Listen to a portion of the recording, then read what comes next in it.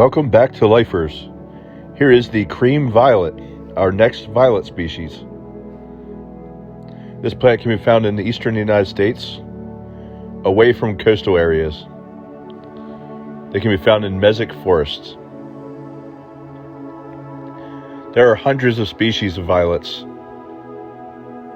and it's always a race for me to find them because they don't last very long in the season. Hopefully I can share many more species with you in the future. I just wanted to take some time out of our busy lives to share the species with everyone.